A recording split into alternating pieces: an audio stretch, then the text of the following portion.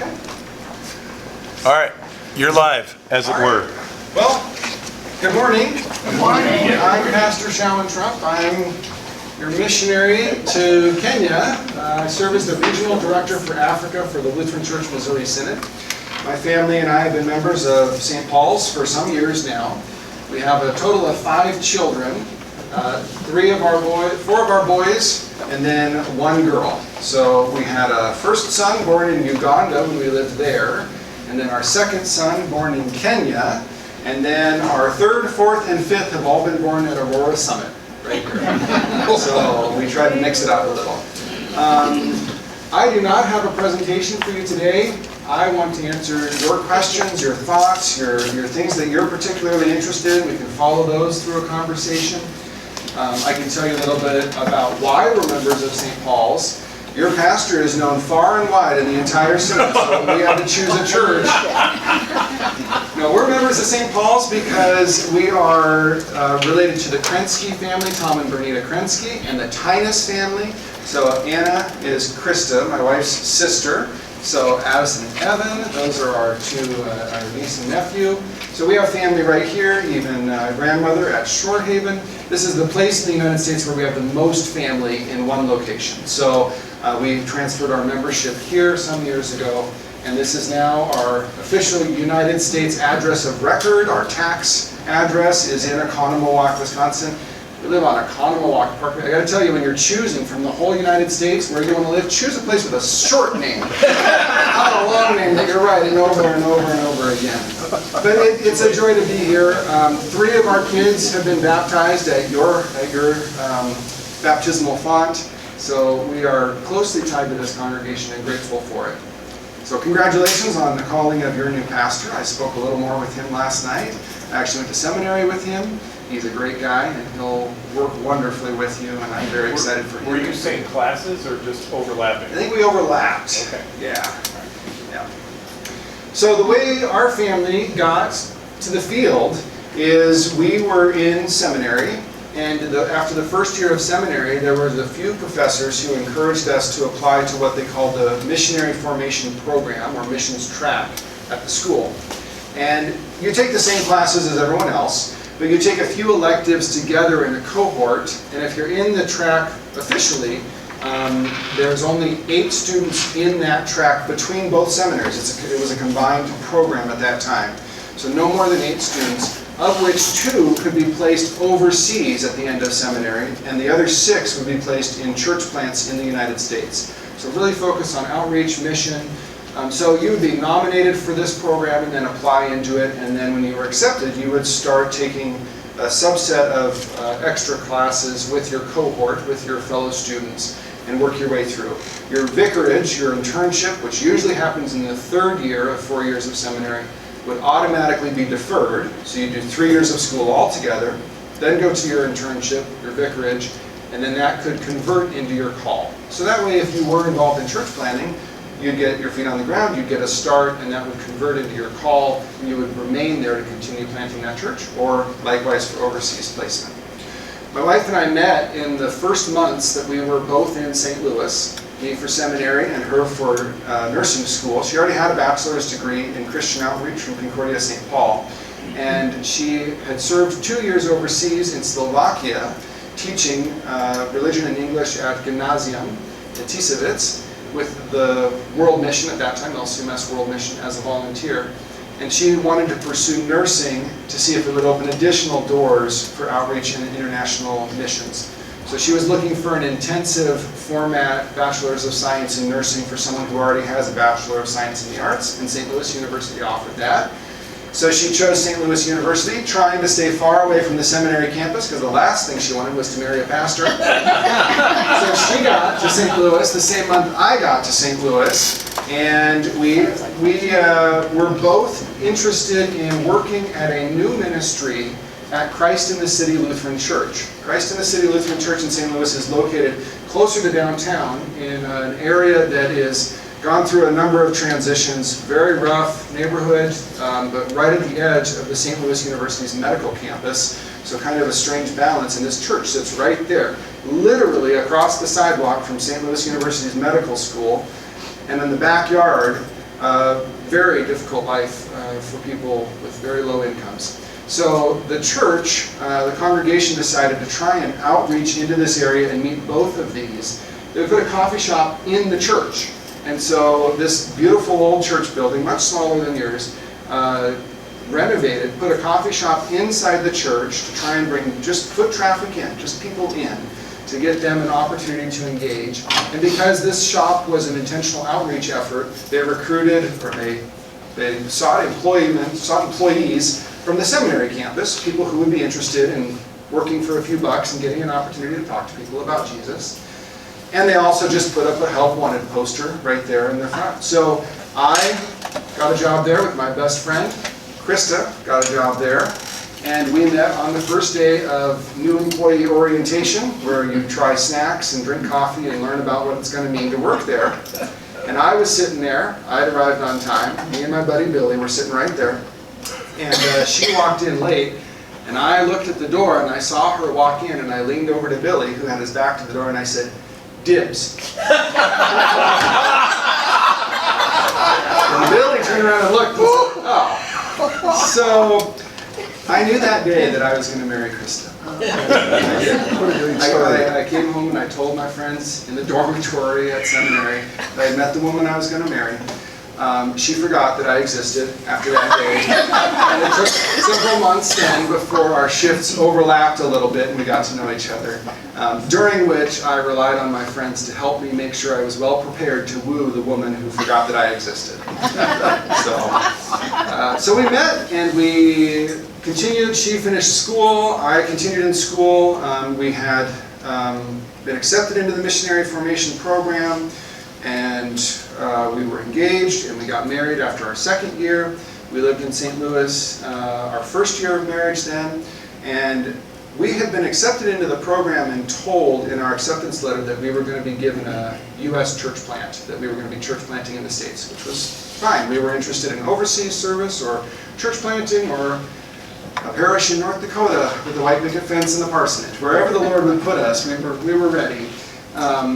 And it was during that first year after marriage that I went in for my final placement meeting with the director of placement on the seminary campus. And he said, "Well, we don't have a lot to talk about because you're going overseas," which was news to me. And I said, "I'm what?" And he said, "Have you not been in touch with the International Center in St. Louis?" And I said, "No."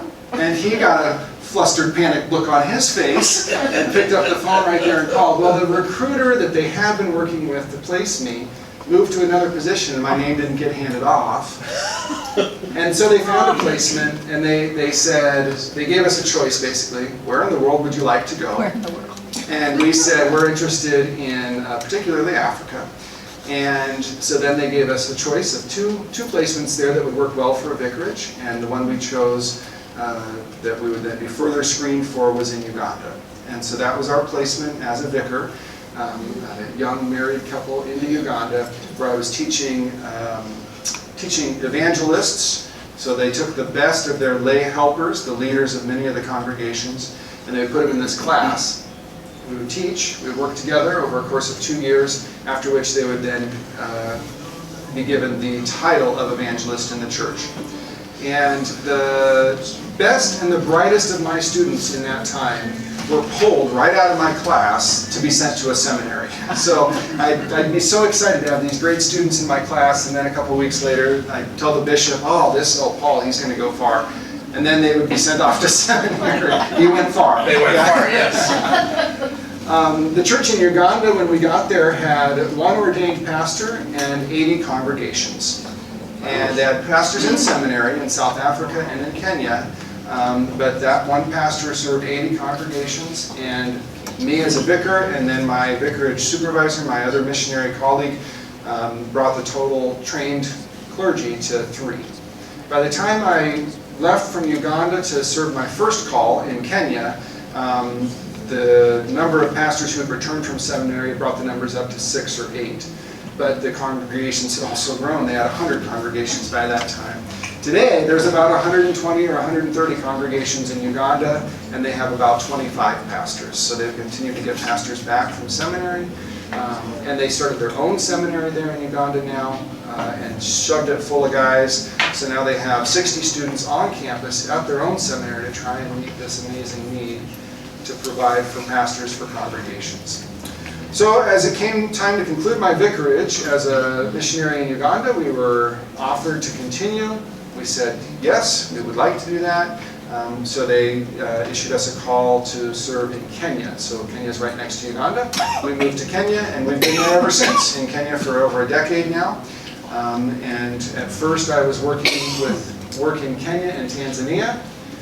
And then you know how there's those battlefield promotions, right? Everyone's wiped out, there's one guy left, congratulations, you're now in charge. That's kind of what happened to me. So I was serving in Kenya and Tanzania and enjoying it greatly, and before you knew it, there were fewer and fewer missionaries on the field. Natural attrition, missionaries come and go for a variety of reasons. And finally they asked if I would be responsible for Eastern and Southern Africa, which was a much larger area than Kenya and Tanzania. And I said, yes, I think we can do that. I'd visited a number of places there for other reasons. And then last year they asked if I would be responsible for the LCMS's work and partnerships across the whole continent. So all of Africa now. That's the short and sweet 10-minute version of our story. Well, two questions. First of all, why Africa? And then second, You remember the second, because I won't, so you hold on to that. okay. Why Africa? I was open to going anywhere. I have never known beyond my next step, right? So I have a bachelor's of science in electrical engineering. I worked in the telecommunications industry for 5 years, for a company called Harris Corporation, which is one of the big, huge companies that you never hear of, that owns and buys and sells other companies all the time. So I knew when I was heading to university that eventually I'd go to seminary, but not what it would look like or when it would happen. I knew when I was going to seminary that I'd be a pastor, but not where it would be or what it would look like, right? So just the next step is all that I could kind of see and trust that the Lord was setting everything else up. I was open to serving anywhere that the Lord would send us. Krista has a strong connection to Africa. Her parents, Tom and Bernita, were Lutheran Bible translators in Liberia. She was in Liberia from about 9 months old to 9 years old. That's when the Civil War broke out and their family was evacuated. So she had memories as a child of what Africa was like, which as a parent do not jive with the reality of what Africa is like, right? Her memories are that Africa was a place of fun and enjoyment and freedom. In the village, you just went and played in the forest, which she wasn't supposed to do. You just went and played in the river, which she wasn't supposed to do. You scattered the path of army ants and ran through them, which she wasn't supposed to do.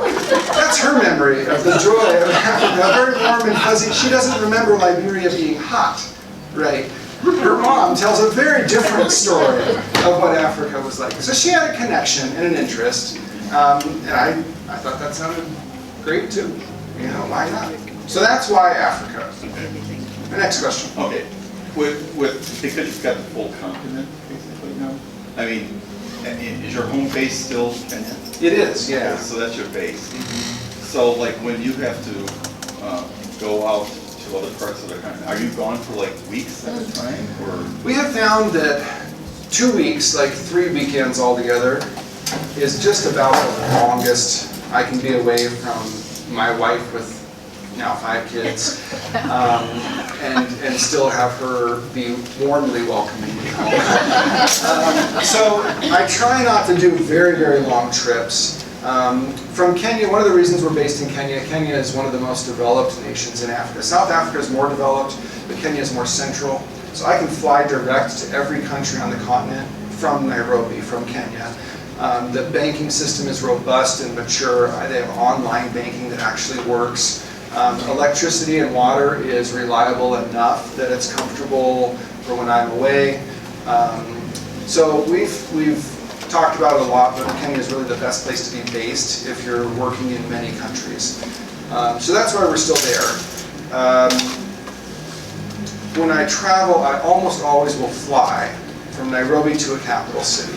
So even though Uganda is not that far away and Tanzania is not that far away, the roads are horrible and the police checkpoints are a challenge. And so you prefer to fly when you can. It also puts me in a good position of being dependent on someone else. So if I fly, I get there, I don't have any independence. I'm entirely reliant upon the church that's hosting me, their bishop or their leadership, which then means they set the agenda for what we're going to do. They decide where we're going to go and how we're going to get there. And that's a good position for a missionary to be in. It really forces them to take the lead and make sure that they know that I know that they're in charge, right? So when I land in a new country, that bishop becomes my bishop while I'm there. I serve under him, and I'm supporting the work of the church. And everywhere we work in Africa, there is a church that we're working with. They may not be an alternate pulpit fellowship partner yet, but there's some church. Unlike other regions where there may not be a Lutheran church, and our missionaries are very actively planting a brand new church and leading it while they plant it then in that sense. But where we go in Africa, we're always working underneath and with a local church body. So as soon as you get off of it, basically that congregation has someone there to meet you and take you wherever you have to go. Wherever they want to take us, yeah. It may be to go and see a particular ministry. It may be to make visits in villages. It may be to sit with their leadership at their offices. It may be to go to their seminary. Any number of things that they might want us to do. Okay, you said us, so you don't travel alone. You always travel with. Sometimes I do. Sometimes I travel alone. But as far as like long-term relationships, it's always good to have someone else with you for succession planning, so that the relationship can be handed off to someone else in the future. So I travel alone frequently, but I try to, if I can, take another missionary with me, just so that there's two eyes and a partnership there that kind of helps continue to make sure the relationships are sustained. I was impressed in your sermon with how the congregations were birthed and grew. Mm-hmm. Is that typical for the mission field generally, Africa? Yeah. And it would seem to me that the church would be stronger that way too. Mm-hmm. Yeah, it is typical in a number of places.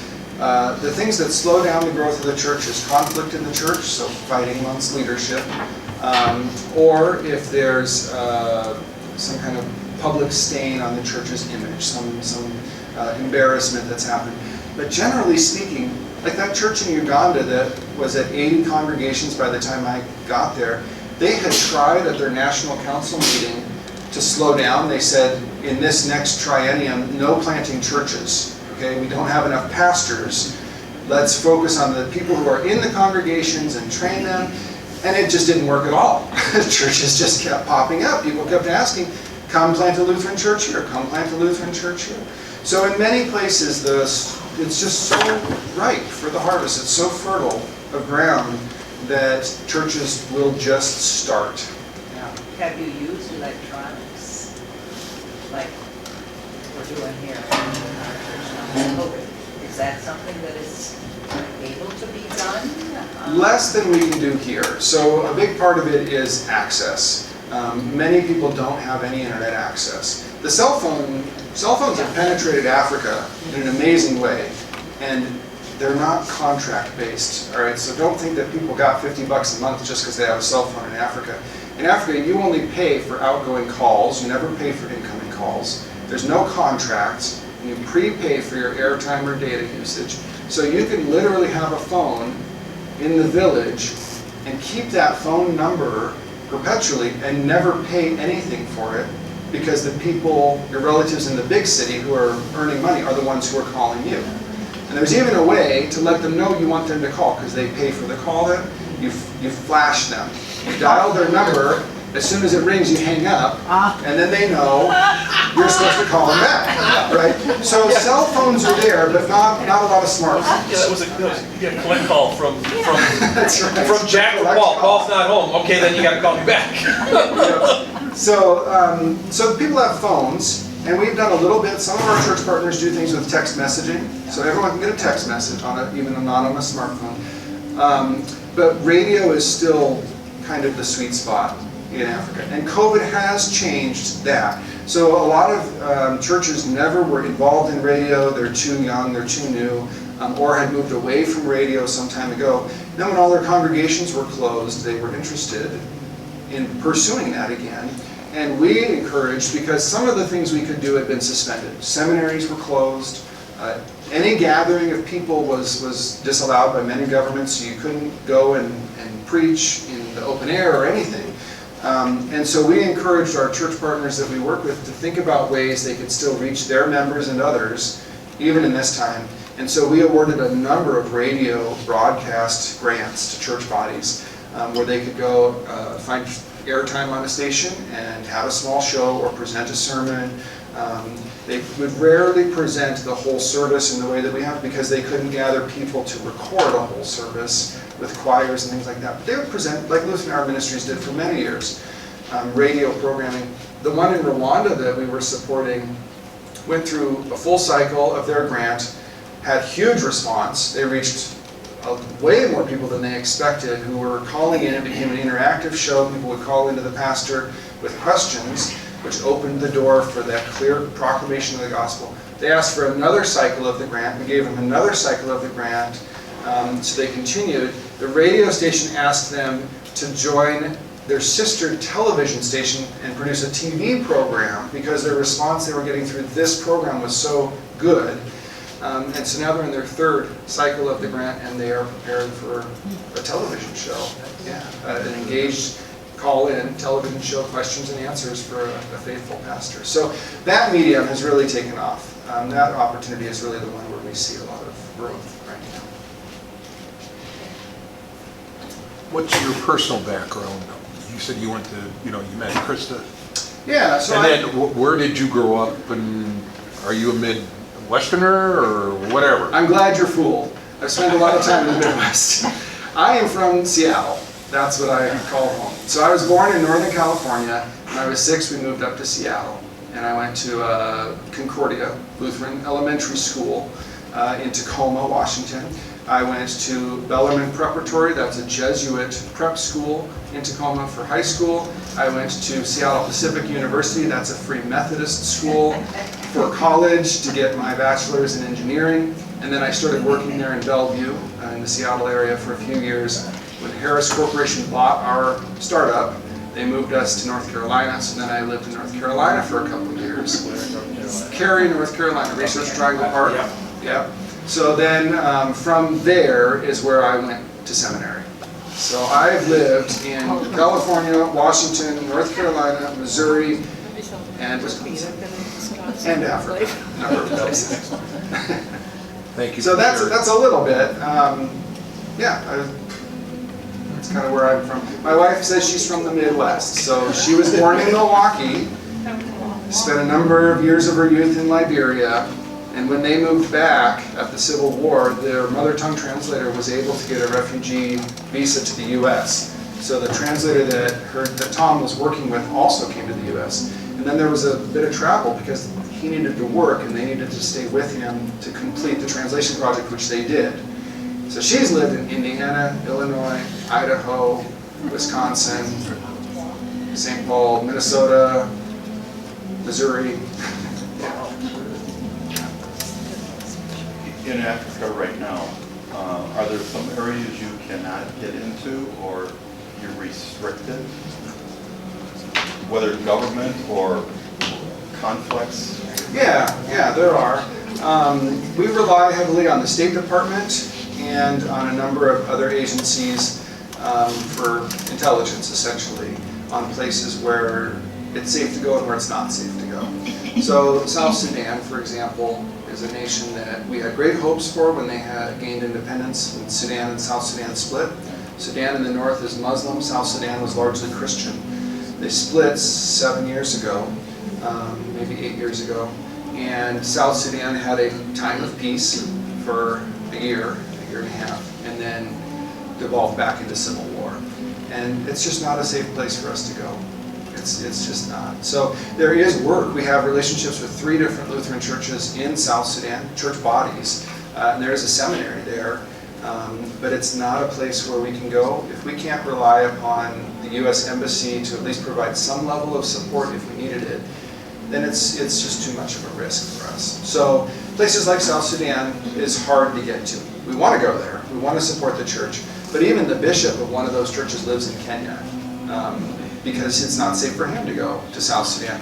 And for them to travel within South Sudan is hugely expensive because they can't travel by road. The roads are so bad with banditry and everything else. They have to fly from city to city in order to travel about, and that's hugely expensive, even for them to manage that. So How do the Lutheran congregations there survive?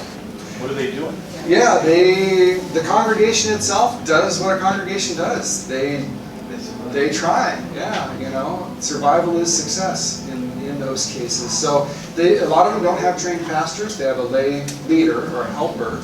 They might be able to stay in touch by text message or phone call with the other congregations, but the visitation, no, there's no visitation. You may not see the pastor for 2 years. I've been on trips where we've gone places where there's been no pastor visit for 3 years. And the people, they'll do emergency baptisms. They know that that's entirely appropriate and acceptable, but they want to celebrate together when the pastor is there. So you go to these places that haven't seen a pastor in years, and baptisms have been saved up. And if you want to see what it means to have a celebration of the Lord's Supper, it is a celebration when you haven't had it for years. And I've been soaking wet from doing 80 baptisms in a row. Adults, children, little babies, all of it. And it's because there's just a shortage of pastors. And they want the pastor to be there. They want the pastor to do that for them. So those places are difficult. They're really difficult. So pray for them. And it's not just South Sudan. There's places all over. There's regions that there's conflict in a region, borderland, or it's remote and can't be gotten to. In Africa, the north of Africa, is largely Muslim, and so it's difficult to go there as a pastor. If I was going there as a pastor, that might introduce difficulties. I might go there as a tourist and meet with an underground church or something, but I would not go and put on my visa application, I'm a pastor of the Lutheran Church meeting with this Lutheran church body. So, yeah. Have you been in danger in a situation like that? I mean, real danger? I would say I've not. I've been in dicey situations, I'm sure, but... For example, if you wouldn't mind sharing. Yeah, I don't think I can... I wouldn't say I felt personal danger in any situation. I feel like wherever I've been, the Lord has laid the ground before, and I'm with a local expert in the culture and the systems who diverts us around a situation that might be dangerous. There's places that I've been that I find out later I probably shouldn't have been, but I've not felt threatened in most situations. Yeah. And part of it is just learning the lay of the land. You don't drive in Milwaukee with low air in one tire on fumes in your tank at night in certain neighborhoods, right? Right. The same thing. You just kind of know where you should be cautious, where it might be fine to go at one time and not another. You learn those things. And we've been in Nairobi. Nairobi gets terrorist attacks from Muslim extremists. There was a mall invasion attack about 6 years ago in Nairobi that made the international news, where 4 gunmen with machine guns went into a mall and just killed people. And they asked what's your name? If you had a Muslim name, you were free to leave. If you didn't have a Muslim name, they would shoot you. And 80 people died in that mall invasion attack. They did a similar thing 2 years ago in a hotel downtown Nairobi, another invasion-style attack. So that's a risk, just part of your everyday life, though. You know, in America, I see the news. You have shootings too. You know, I'm a little nervous to come here, frankly. You guys make the news all the time. So some of it is that, and some of it is just the willingness to trust the Lord, not fear that. You know, that it could happen. That I trust the Lord has put me in the care of those who are concerned for our well-being and eager to see the work continue. So. What's your confirmation? Oh, my goodness. I don't know what my confirmation is. Oh, you just talk. Mine is commit thy way unto the Lord, trust also in him. Yeah, there you go. Just take that one. Just, just take that. I'm sure that was mine. Sounds familiar. I don't know what Yes, yes. That's, you do this kind of stuff. Stephen? I'm from St. Louis, and I went to St. Louis University. I had to go. But we too, we would go down into the core. I remember St. Louis and Garrison was where Grace Lutheran Church was, but down the street was the place that I went to, and had to do some catheter cleaning and whatever, and we had just bare things to make the place clean enough to keep the bugs away and everything, in order to sterilize equipment and to visit with the people and do repairs that we needed to do. And I never felt any fear there. And I know that there were some of my classmates who had to have someone with them, depending on where they were going. But the people were so wonderful. I took care of, went down to visit a gentleman who was dying of liver cancer. Who was on a street really close to the river. I don't Monroe, I think it was. I don't even know if anything was there. But they lived in what had been a storefront kind of a looking place. The place was absolutely immaculate. It was the husband and the wife. He was in a hospital bed in the window, so he could see what was going on. He'd been a conductor on the railroad, so he had had an injury. Family was wrong. And I went into the kitchen with his wife, and we were talking about his care, and she was getting close to and stuff. And on her counter was nothing except a glass cake plate with a lid on it. And she saw me, I looked at it, and she said, I have to keep things covered because of the roaches. And that didn't hit home because I didn't see any roaches there until Paul's internship at some church, Marcus, it's not there anymore. Connected to the church was the parsonage. Mrs. Hanson had a sister who was on furlough from the beginning. They were in some housing and somehow got roaches. And so when the housing had to be available for the students, they moved in with Bill and Lorna. And I actually saw roaches on the roof one time when we were over there. Those are the kinds of things that happen in places. You just have to accept them. Step on the daggling road, put a cover on the pan. But it's true. Yeah, and you should probably ask my wife. She would probably say, here are the 5 times that my husband was foolish and reckless and put himself in danger. But I can't. Our neighbor was shot in an invasion robbery within our compound. So we have 5 houses in our compound, and our neighbor was shot 3 times in an invasion-style robbery at 10 p.m. So that was pretty close to home.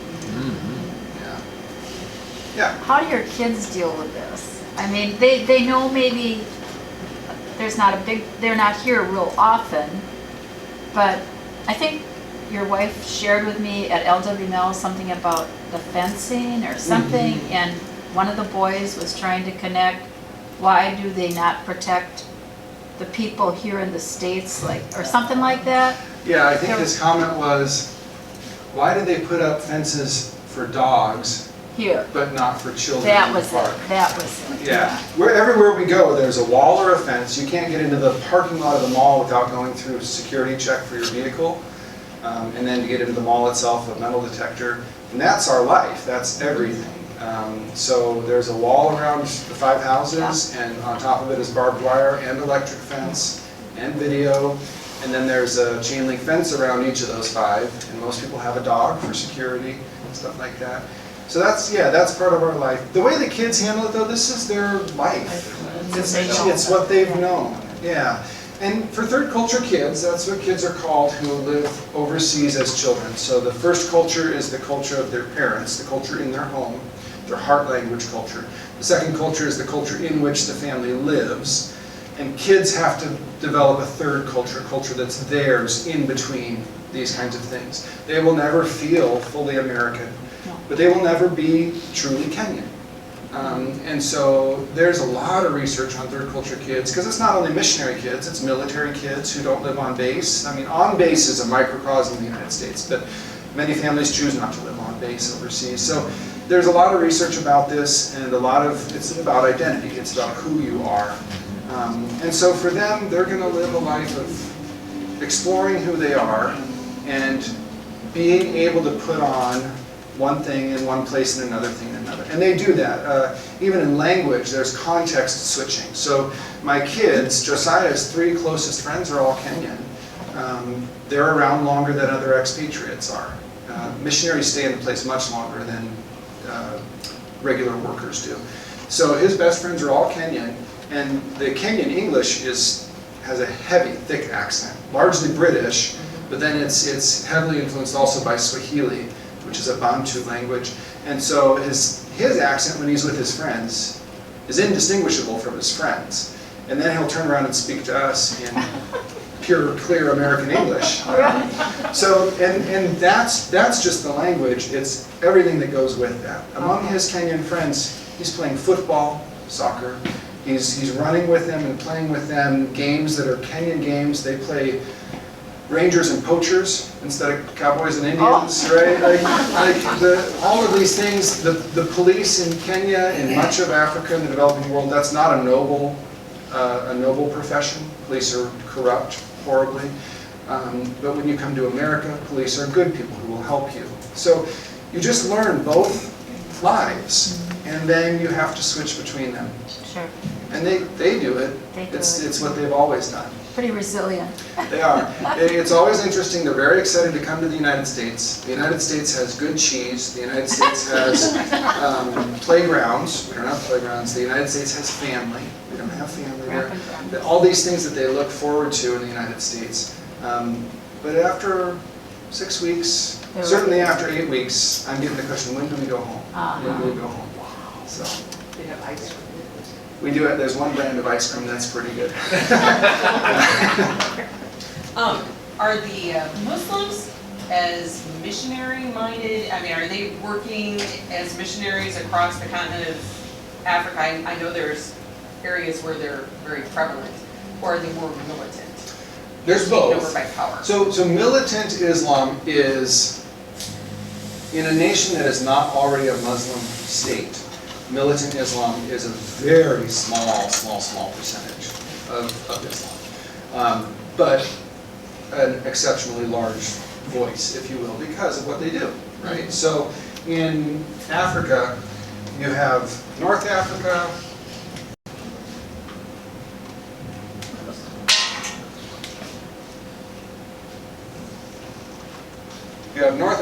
Morocco, Algeria, Egypt. Those are all Muslim nations. You come down here and you've got Egypt, you have Sudan, Somalia is here, Sudan's over here, Kenya is about here, Tanzania is here, then you get into Mozambique here, and this is Madagascar, this is Zanzibar. So right here, that's the Arabian Peninsula, right? That's where Islam comes from. And so in the trading, from the 700s onwards, Muslim influence has been present all along the shoreline here. And then Islam has been present across here the whole time too. So these countries along the coast here are largely not Muslim countries, although it's coming down. And these countries in here are largely not Muslim countries. But these countries along the coast are influenced. So in Kenya, 10% of our population is Muslim, but on the coast, 99% of the coastal population is Muslim. So when you go there, it's all Islam. Down here in Mozambique, Cabo Delgado, there's militant Islam attempting to gain control of the country. In Somalia, there's militant Islam attempting to gain control of the country. So there's places like that. In Tanzania, which is a very interesting kind of counterexample, 30% of the population is Muslim and 30% of the population is Christian. And because of their first leader after independence, it's dispersed through the whole country. So Tanzania is largely peaceful because everyone knows Muslims and everyone knows Christians or has them in their family both, and there's no fear, there's no antagonism there. But in other places where you get a huge majority of Muslim, you'll see conflict with the Christians who are there. So yeah, there are places that are in deep conflict, and then there's places where people get along well. But militant Islam, you have situations up here, Burkina Faso, you have situations here, you have situations here. So that's at the place where you're seeing a very aggressive attempt to gain a majority with the intent then that you establish a nation that is a Muslim nation. So do they see like the center of the country, you know, where there isn't much presence? Are they sending missionaries out to try and convert? So the university missionary projects? efforts of Islam use gas money from the Middle East, oil money, Mhm. to build mosques along the sides of the roads, where in places where there's no Muslim population. And the mosque provides some social services, some outreach, there's usually a school attached to it. Knowing that right now, it's just the imam is the only Muslim there, but in a generation, there will be a wider influence. So it's very much a build it and they will come. It takes huge amounts of money, but you can see it on the highways in Kenya. Every 5 miles, there's a brand new mosque, and sometimes in a place where there's no village. It's built, it's ready, it's their missionary endeavor. So there's not door-to-door evangelism style activity, but there is definitely an intentionality and funding for it. What other religion is prevalent there besides Muslim and Christian? You would say African traditional religion is the catch-all for most other kind of belief systems. That is an animistic religion. Animistic word comes from being animated. So everything you see around you is animated. It has a spirit associated with it or attached to it. So it's the rock, a big rock, particularly big rock, might have a spirit who is the spirit of that rock, or a tree, or a river, or a mountain, or an animal. They all have spirits, you know, demons, or good spirits, or angelic type of spirits who are good-willed spirits. And then your ancestors, when they die, have more influence in the spiritual realm. So you constantly are appealing to your ancestors to intercede for you with the spirits who wish you ill, because you've offended them in some way or because they're just out to get you. So that kind of belief system is called animism, and it's present around the world, but in Africa still you see quite a lot of it. And even in the time of Martin Luther, that worldview was much more common. So Luther writes about little demons who kick the wheels off of the carts as they go and cause an accident. Like that, it's a much more, it's a worldview that has been part of the world all the way until the modern age, till post-Enlightenment. And now we just kind of, we don't have a category for it anymore in the West. And that's a problem for us. You know, we don't have a way of understanding and reading the texts where we see Jesus giving the disciples authority to cast out demons, and we think, wow, what do I do with that? I don't even know what that means, right? That it doesn't fit into our worldview now. Science has replaced that belief system to a large extent, which is not necessarily a benefit to us, despite the benefits science can bring to us. I was just going to ask, so you said you're an electrical engineer or have that degree and your wife is a nurse. So how do you use that in mission? Well, engineering is all about being a problem solver. So I spent most of my career as an engineer writing software, which is logical thinking, reasoning, and problem solving, and then handling the input from the outside to resolve the situation. And those skills, along with kind of the experience of being in corporate America, have kind of enabled me to be where I am today. So in a role that can have some administration involved with it, a lot of pastors are not very good administrators, believe it or not. But having that experience of setting annual goals and getting a review and strategizing and thinking about succession planning and thinking about long-term goal setting for a group, those have come to help a lot. And then the problem solving, the two things that you look for in a missionary when you're recruiting is flexibility and problem solving. Problem solving is highly correlated to high intelligence, so the ability to think of, to expect the unexpected, as it were. So missionaries in general, I'm not talking about myself, missionaries in general are very bright and very flexible. And they have to be to survive, or they survive and do what they do. Following up with that, then how do you set priorities? I mean, there's so much opportunity and we have limited resources and such. How do you set priorities? And then how do you navigate in those countries where there's more than one Lutheran church? Yeah. In the Democratic Republic of Congo, we have 10 churches that we work with, 10 church bodies that we work with. In the Democratic Republic of Congo, like South Sudan, you really just can't get from one place to another. There's really no chance they're going to merge because they just can't reach other places. So they're in these pockets of the jungle where there's a collection of villages and there's a Lutheran church body. As far as working with more than one Lutheran church in a place, it's fine. We do it. Even the LCMS has fellowship partners. We have 3 fellowship partners in South Africa. We can be friends with more than one church in a place, right? What we strive for is unity in the church. Certainly our desire would be that church bodies are never in conflict with each other. And we do go to some lengths. In fact, right now, last week and then the week to come, in Kenya, we have 3 church bodies that are confessional Lutheran churches. One is a fellowship partner of the LCMS. One is a church body based in Tanzania but with congregations in Kenya. And the third one is in Kenya, having split off from the first one 15 or 20 years ago and not interested in merging back. So these 3 are all good Lutheran churches that we want to work with.